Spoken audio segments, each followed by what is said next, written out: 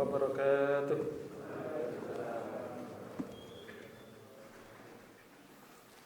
Innal hamdalillah nahmaduhu wa nasta'inuhu wa nastaghfiruh wa nastahdihi wa natubu ilaih wa na'udzu billahi min shururi anfusina wa min sayyiati a'malina may yahdihillahu fala mudilla lahu wa may yudlil fala hadiya lahu. Asyhadu an la ilaha illallah wahdahu la syarika lah wa asyhadu anna Muhammadan abduhu wa rasuluh. Allahumma shalli wa sallim wa barik ala habibina maulana Muhammad ibn Abdillah wa ala alihi wa ashabihi wa man sara ala nahjihi ila yaumil qiyamah. Usikum wa iyaya nafsi bi taqwallah faqad fazal mu'minuna al-muttaqun. Haitsu qala tabaraka wa ta'ala a'udzu billahi minasy syaithanir rajim. Ya ayyuhalladzina amanu taqullaha haqqa tuqatih wa la tamutunna illa wa antum muslimun. Wa qala Nabi sallallahu alaihi wasallam, ittaqillaha haitsu ma kunta wa atbi'is sayyi'atal hasanata tamhuha wa khaliqin nasa bi khuluqin hasan. Ma'asyiral muslimin, a'azani Allah wa iyyakum. Jamaah salat subuh Masjid Ummul Mukminin Khadijah radhiyallahu anha yang semoga dirahmati oleh Allah Subhanahu wa taala. Alhamdulillah, asbahna wa asbahal mulku lillah walhamdulillah la syarika lah, la ilaha illa wa ilaihin nusur. Asbahna ala fitratil Islam wa kalimatil ikhlas wa ala dini nabiyina Muhammad sallallahu alaihi wasallam wa ala millati abina Ibrahim hanifa muslima wa makana minal musyrikin. Patut untuk senantiasa kita bersyukur kepada Allah Subhanahu wa taala. Alhamdulillahilladzi ahyana ba'da ma amatana wa ilaihin nusur. Sudah bangun atau masih tidur, Pak? Sudah bangun deh. Ya, alhamdulillah.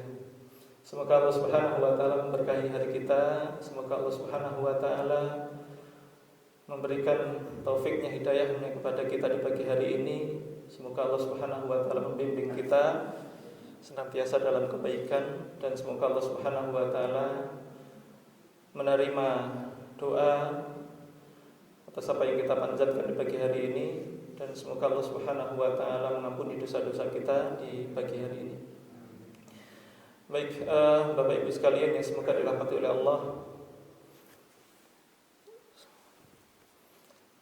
sekilas mungkin karena ya memasuki bulan Ramadan, ya, kita tidak mungkin berbicara mungkin tidak berbicara terlalu jauh tentang bulan Ramadan, tapi kami mengingatkan karena Masya Allah beberapa waktu yang lalu ada sebuah fenomena yang sangat besar yang mungkin baru terkuak oleh kita di beberapa waktu ini, dan kita sudah jauh-jauh hari sebetulnya mendapatkan informasi tentang kondisi-kondisi ini sebagaimana apa yang diceritakan oleh baginda Nabi Muhammad sallallahu alaihi wasallam berkaitan dengan ada munculnya berbagai macam fitnah. Jadi perlu kita sadari para jamaah sekalian bahwa kita ini adalah umat akhir zaman, di mana umat akhir zaman ini dikatakan oleh baginda Nabi sallallahu alaihi wasallam akan munculnya berbagai macam fitnah, yang mana fitnah itu tentunya bahkan jauh lebih buruk, jauh lebih berat. Ujian yang ditimpakan oleh Allah Subhanahu wa taala kepada umat akhir zaman ini adalah kumpulan dari berbagai macam fitnah, kerusakan, kengerian yang mungkin tidak pernah terdengar oleh mata, tidak pernah terdengar oleh telinga. Bahkan para nabi dan rasul pun yang diutus oleh Allah Subhanahu wa taala itu pun mungkin tidak menghadapi atas apa yang mungkin kita hadapi hari ini. Para jamaah sekalian yang semoga dirahmati oleh Allah, bahwa kengerian yang kemudian mungkin kita dapatkan beberapa waktu yang lalu, mungkin para jamaah sekalian sempat mendengar atau mungkin beberapa yang melihat di sosial media ada satu istilahnya namanya Vel Epstein, Bapak Ibu. Ada yang sudah mendengar, Bapak Ibu? Ya, mohon maaf ini suaranya agak karena beberapa waktu yang lalu sempat kurang enak badan ya. Jadi kemengerian dari Vel Epstein ini ya, sekilas saja kita ungkap nih, bahwa ada kejahatan, maaf ini saya menggunakan istilah ini, kejahatan seksualitas yang tersistematik, Karena masya Allah Bapak Ibu sekalian, kalau dulu pada zaman Nabi Lut alaihi salam itu kita kenal dengan penyakit namanya homoseksual, yang kemudian Allah Subhanahu wa taala utus kepadanya ada seorang rasul. Jadi perlu kita sadari bahwa para rasul diutus oleh Allah Subhanahu wa taala ke muka bumi ini adalah untuk memberikan kesadaran ilahiyah kepada umat manusia bahwa Allah Subhanahu wa taala adalah Rabbul A'la, satu-satunya Tuhan. Yang sehingga kemudian ada penyelewengan di sana, di antaranya adalah ya sebagaimana umatnya Nabi Lut tadi. Kalau hari ini Bapak Ibu sekalian, memang ada bahwa kisah Nabi Lut berulang hari ini, ya. Tapi jauh lebih mengerikan lagi, ya. Bukan hanya sebatas laki-laki kepada laki-laki, perempuan sama perempuan, dan bahkan merebaknya luar biasa Bapak Ibu ya. Bukan hanya kepada mereka orang-orang yang kafir, kepada orang-orang yang ingkar, tapi ternyata juga terjangkiti kepada kaum muslimin. Ya. Beberapa waktu yang lalu saja contoh Bapak Ibu. Ya, ini terjadi kepada beberapa pondok pesantren. Ya. Bukan hanya pondok pesantren Bapak Ibu, bahkan yang notabene sekolah dasar Islam terpadu saja juga mereka terkena imbas. Beberapa anak beberapa waktu yang lalu itu mereka juga terkena, ya. Ada kurang lebih sampai 8 yang diketahui atau 6 itu ya diketahui mereka mendapatkan pelecehan seksual. Tapi dalam kasus Vel Epstein ini bukan hanya itu saja, bukan hanya penyakit LGBT, tapi masya Allah Bapak Ibu sekalian, ini juga diberikan kepada bayi Bapak Ibu. Penyakit seksualitas kepada bayi itu seperti apanya kengerian yang mungkin saya bahasanya maaf ya, saya tidak bisa vulgar di sini. Tapi ini jelas kengerian Bapak Ibu, ya, kepada bayi Bapak Ibu, laki-laki perempuan begitu Bapak Ibu. Ini diantaranya, ya. Belum lagi yang cukup ngeri, ya, ini baru yang sepintas yang mungkin bisa kami ceritakan di sini. Dan ini tidak tersebut dalam sejarah Bapak Ibu. Penyakit seksualitas kepada bayi itu apa ada Bapak Ibu? Apa tersebut dalam sejarah? Yang kemudian Allah Subhanahu wa taala mengadab itu. Enggak ada nih Bapak Ibu ya. Enggak ada. Ya, kepada bayi loh Bapak Ibu ya, yang baru lahir. Enggak ada. Ini juga satu kengerian.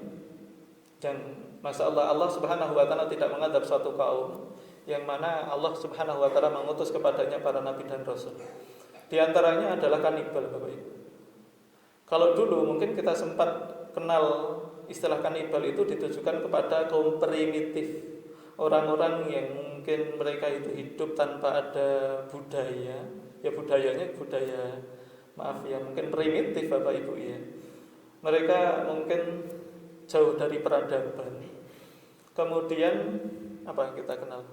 Ya primitif itu begitu Bapak Ibu ya. Mungkin pakaiannya seadanya, mungkin ya begitu, mereka akan memakan antara satu dengan yang lain. Dan ujung-ujungnya mengapa mereka melakukan kanibalisme itu disebabkan karena faktor kelaparan. Ya Bapak Ibu ya. Kalau kondisi sudah lapar betul, tidak ada makanan lain yang kemudian bisa dimakan, itu baru melakukan kanibalisme. Tapi ini masalah Bapak Ibu, dalam kondisi mereka punya peradaban yang luar biasa. Ini masalahnya mereka punya peradaban Bapak Ibu. Punya peradaban yang hebat, besar, modern, ya, diagung-agungkan oleh seluruh dunia, ya. Mereka menjadi tolak ukur kehidupan itu seperti itu. Tapi masya Allah, ya, dengan kekayaan ini mereka punya kekayaan yang besar, dikatakan sebagai elitnya global, orang paling kaya. Ya, kalau kemarin saja yang lagi viral itu ada orang kaya Bapak Ibu di Indonesia itu beli berapa itu Bapak Ibu? Beli lukisannya Pak siapa? Pak SBY itu harganya berapa Bapak Ibu?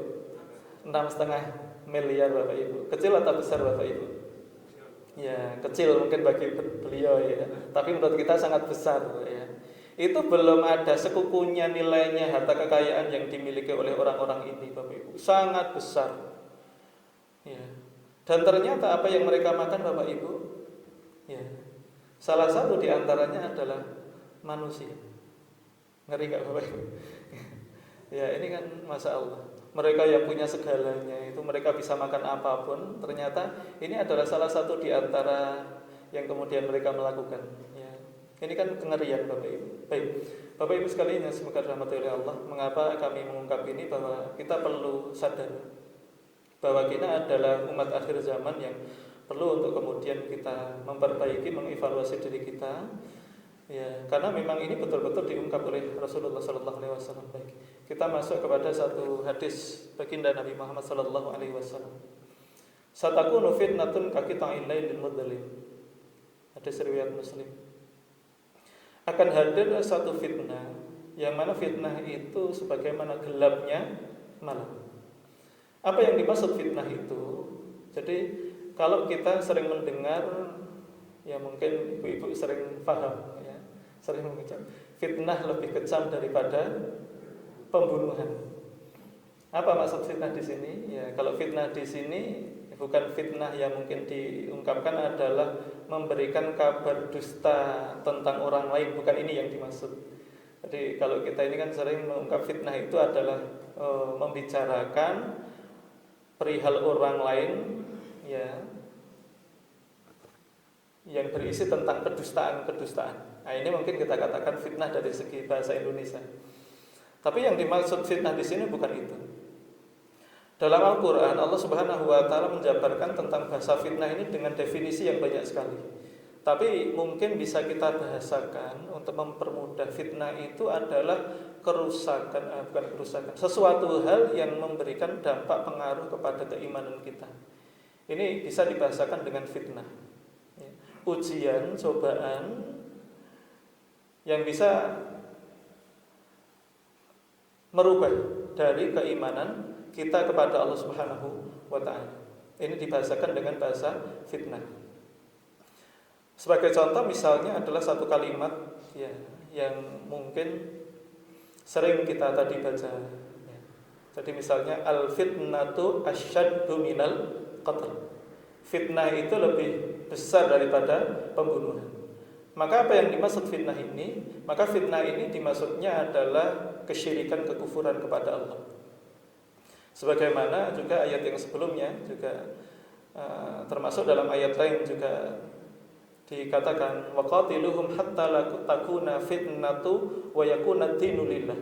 Atau kalimatnya adalah dalam surah Al-Anfal itu waqatiluhum hatta la takuna fitnatu wa yakuna ad-dinu kulluhu lillah. Dan perangilah mereka hatta la takuna fitnah, sampai tidak ada namanya fitnah, sampai tidak ada kerusakan. Maka kerusakan maksudnya fitnah di sini adalah asyirku al-kufru, kesyirikan kepada Allah Subhanahu wa Ta'ala. Akan tapi tentunya tidak serta-merta semuanya bisa disamaratakan bahwa semua fitnah di sini maknanya adalah kekufuran dan kesyirikan. Tidak. Misalnya adalah innama amwalukum wa auladukum fitnah. Sesungguhnya amwalakum, harta kalian, wa auladukum, dan anak-anak kalian itu adalah fitnah. Ya. Maka sekali lagi bahwa fitnah di sini maknanya adalah ujian, cobaan. Ya. Atau misalnya diantaranya adalah wattaqu fitnatal la tusibannal ladzina zalamu minkum khassah. Wa'lamu annallaha syadidul iqab. Jadi dalam surah Al-Anfal ini juga Allah Subhanahu wa Ta'ala mengatakan fitnah ya. Bahasanya adalah wattaqu, dan jauhkanlah kalian adanya satu fitnah. Maka fitnah di sini adalah ya berkaitan dengan ujian musibah yang sangat besar. Ya.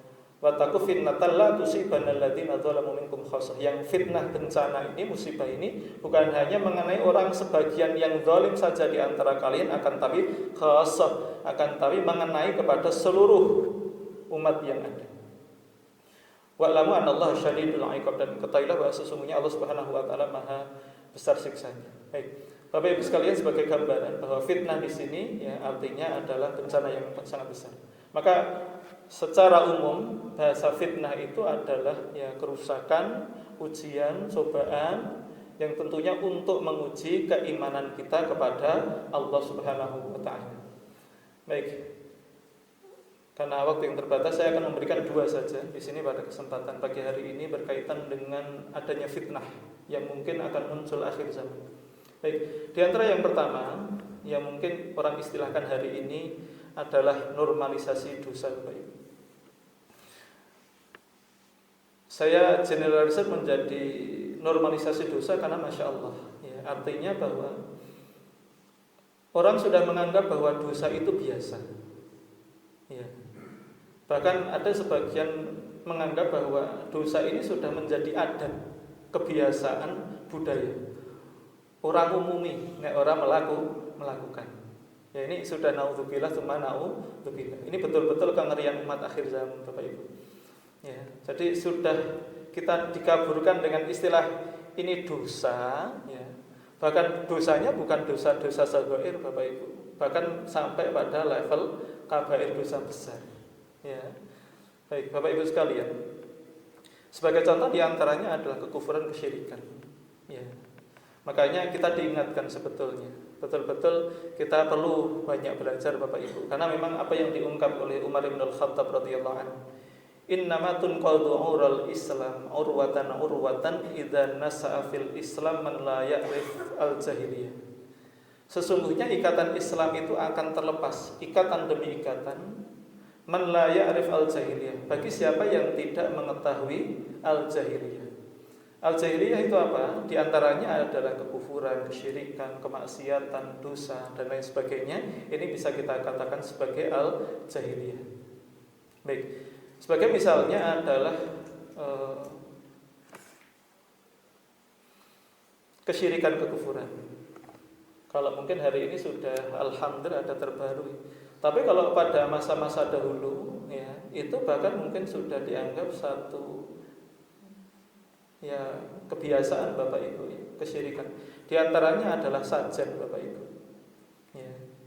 Mungkin kalau kita hari ini sudah jarang melihat, tapi kalau dulu sudah menjadi kebiasaan. Ya. Sebagai contoh misalnya adalah, saya tidak tahu bagaimana prosesnya, tapi beberapa yang mungkin bisa dijadikan sebagai gambaran adalah kita mengenal, maaf ya, mungkin istilah tumpeng itu biasa atau jarang kita dengar, Bapak Ibu? Tumpeng, Bapak Ibu. Tahu istilah tumpeng, Bapak Ibu? Semuanya sudah tahu namanya tumpeng. Tumpengnya begitu. Saya tidak tahu. Kalau mungkin beberapa yang dengar bahwa tumpeng ini kan kadang-kadang ada biasanya digunakan untuk sajen, Bapak Ibu ya. Mungkin ditempatkan di pelabuhan atau di lautan ya. Ya kalau hanya sebatas untuk tumpeng Bapak Ibu kita adakan di masjid ya, kemudian kita untuk selamatan, untuk syukuran, mungkin tidak ada masalah. Tapi kalau itu kemudian digunakan pada tempat tertentu, tujuannya adalah tujuan tertentu ya, bahkan ditujukannya bukan kepada Allah, Bapak Ibu ya. Sebagai contoh ya, Bapak Ibu, siapa yang tidak kenal dengan Dewi Sri, Bapak Ibu? Apa yang di sini antar namanya Asmanapun Ibu Sri? Kata ibu saya pun namanya Ibu Sri. Sudah menjadi biasa. Itu Dewi loh, ibu-ibu. Dewi apa? Kesuburan. Ya, ada yang dipersembahkan ketika misalnya ada pada musim tertentu ditujukan untuk Dewi Sri, Dewi kesuburan. Yang secara global kalau itu mungkin dewinya dewi umat Hindu. Kalau umat yang lain namanya Baal, Bapak Ibu. Ini adalah umat kaum Kanan. Itu Baal. Namanya Baal. Dan itulah yang disebutkan oleh Allah dalam Al-Quran kepada Nabi Ilyas, namanya Baal. Dan itulah yang juga disesembahkan kepada tadi Jamiri Epstein tadi, Bapak Ibu. Jadi di Jamiri Epstein itu punya satu Pulau Epstein namanya, Bapak Ibu. Ya, itu Masya Allah di sana ada patungnya, namanya Baal itu. Ya, ini juga dewi kesuburan, dewa kesuburan. Dewi sama Dewi itu bentuknya perempuan. Ya, dia perempuan ya. Kemudian dalam sebuah patung, dan dia bisa memberikan kesuburan. Tahu persembahannya, Bapak Ibu? Persembahannya bukan tumpeng, Bapak Ibu. Persembahannya diantaranya adalah bayi. Ya, persembahannya bayi. Dan mereka bayinya bukan hanya untuk, tapi dibuat tadi yang kita sebutkan kanibal tadi, buat makan bareng-bareng. Dan itu bukan hanya terjadi di sana saja. Apakah di Indonesia ada? Ada, Bapak Ibu. Ya. Jadi ada. Satu kelompok yang sangat besar di Indonesia, ya bukan sangat besar mah, ya sebagian minoritas, karena memang tidak muncul di permukaan, tapi mereka ada dan melakukan mengungkap kalimat itu di sosial media. Di YouTube banyak Bapak Ibu, ada di YouTube dia sudah taubat, kemudian dia mengungkap bahwa dia ketakutan untuk trauma karena memang dia itu makan jari-jarinya bayi. Masalah itu terjadi di Indonesia. Ya.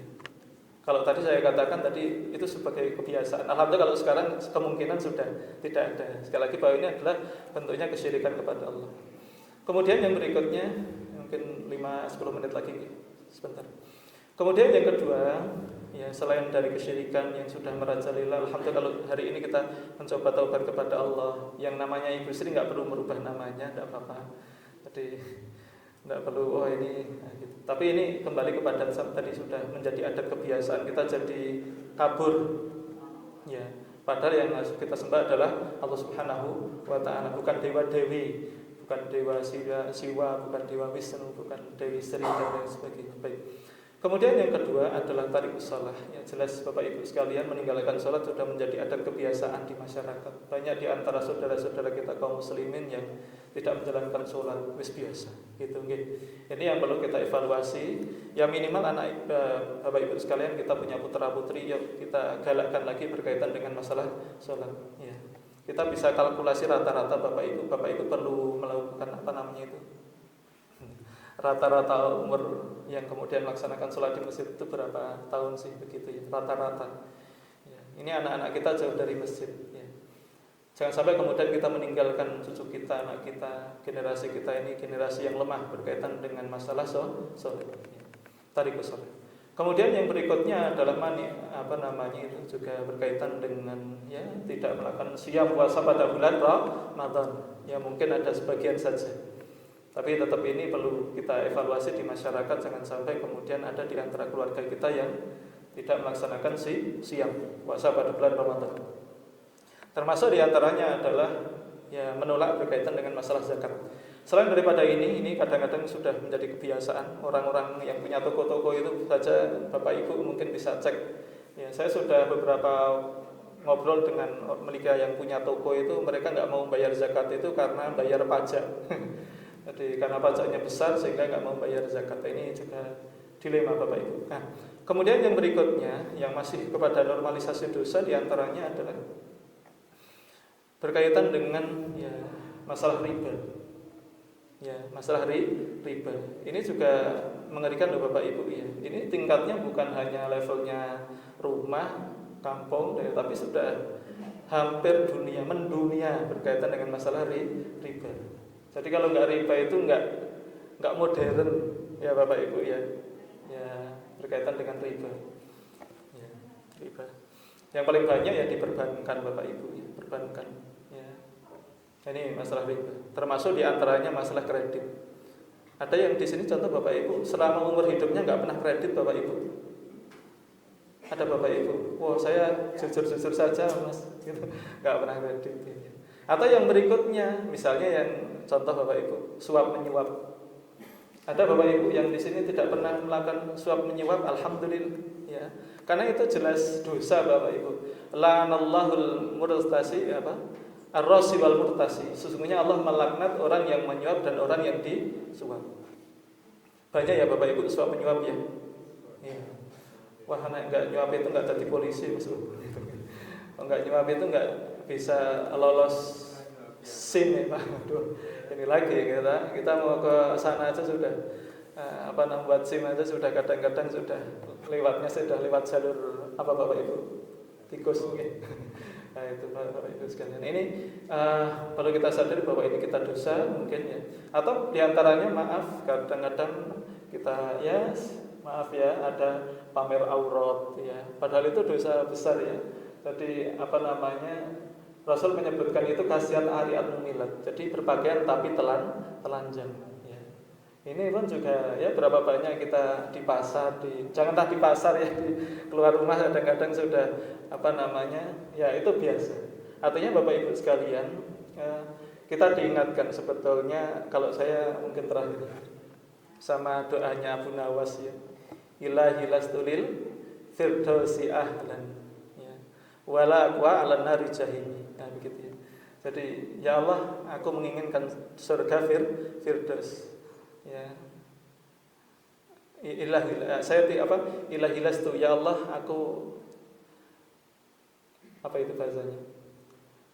Ya Allah, aku menginginkan surga, tapi saya merasa enggak sampai kepada tempat itu, enggak mampu untuk itu. Wala aku akan, tetapi saya tidak kuat untuk memasuki neraka jahanam. Baik, Bapak Ibu sekalian, semoga dirahmati oleh Allah. Ya, terakhir, karena tadi saya janji ada dua ya. Jadi di antara yang pertama tadi normalisasi dosa, kemudian yang kedua adalah berkaitan dengan masalah sihir, Bapak Ibu. Mengapa sihir itu kita ungkap? Ya, karena memang Masya Allah, mungkin Bapak Ibu tidak pernah mengetahui ada sihir itu. Tapi bagi kami itu sebagai pelaku di lapangan itu betul-betul real dan Masya Allah banyak sekali di lapangan. Kapan puncak dari sihir ini? Bapak Ibu sekalian, bahwa puncak dari sihir ini adalah fasenya eranya Dajjal, Bapak Ibu. Ini adalah puncak kengerian dari sihir. Ada namanya Dajjal. Ya. Ini adalah fitnah asyadul fitnah. Ya. Fitnah yang paling buruk, fitnah yang paling berat. Yang diungkap setiap para nabi dan rasul adalah fitnah Dajjal. Seperti apanya fitnah Dajjal itu, Bapak Ibu sekalian, bahwa apa yang akan diinginkan oleh manusia itu akan bisa dilakukan oleh Dajjal. Ini penyakitnya Bapak Ibu. Ketika manusia itu menginginkan kekayaan, Dajjal mampu untuk memberikannya. Ketika manusia menginginkan kesehatan, Dajjal mampu memberikannya. Ketika manusia menginginkan turunnya hujan, Dajjal mampu memberikannya. Ketika manusia menginginkan apa? Bahkan sampai Bapak Ibu sekalian, ada di antara karib kerabat kita yang meninggal, ya. Ketika kita menginginkan Dajjal untuk kita menginginkan ada orang meninggal itu untuk dihidupkan, Dajjal mampu untuk memberikannya. Permasalahannya Bapak Ibu, apakah apa yang kita minta kepada Dajjal itu gratis atau bayar Bapak Ibu? Gratis atau bayar Bapak Ibu? Ya, nggak ada yang gratis, nggak ada makan siang gratis. Jadi kalau ada MBG itu sebetulnya nggak gratis loh Bapak Ibu, itu dananya kita, itu uangnya kita, jadi nggak gratis. ya tadi Dajjal pun nggak gratis. Kita bayar pakai apa Bapak Ibu? Bayarnya pakai apa? Ya, kita bayarnya pakai iman Bapak Ibu. Ya. Makanya itulah yang diungkap oleh Rasulullah SAW ya, berkaitan dengan terakhir hadis Rasulullah SAW. Badiru bil a'mal fitanan kaki ta'ilaini mudlim yusbihu rajulu mu'minan wa yumsi kafiran aw yumsi mu'minan wa yusbihu kafiran yabi'u dinahu bi'aradi minad dunya. Ini bersegeralah kalian dalam beramal ya. Jadi jangan sampai kita ini banyak menunda amal soleh Bapak Ibu. Waktunya puasa ya puasa. Nah gitu ya. Kita hari ini bisa baca Quran. Kita hari ini bisa sedekah. Segera apapun yang mungkin bisa kita lakukan hari ini dalam amal soleh lakukan. Badiru bil amal. Bersegeralah kalian dalam beramal. Fitanan kaki ta'ilain mudlim. Karena akan ada satu fitnah, yang mana fitnah itu sebagaimana gelapnya malam. Apa yang terjadi? Yusbihu rajulu mu'minan wa yumsi kafiran. Jadi kalau gambarannya Bapak Ibu, ketika tidak ada lampu di kegelapan malam, apa yang terjadi dengan kita? Ketika berjalan itu kita kesandung, kita bisa terjatuh, kita bisa tersungkur. Tapi permasalahannya kita kesandung itu bukan kesakitan. Ketika terkena fitnah itu, penyakitnya adalah, maaf Bapak Ibu, kita jatuh kepada kesyirikan, kita jatuh kepada kemurtadan.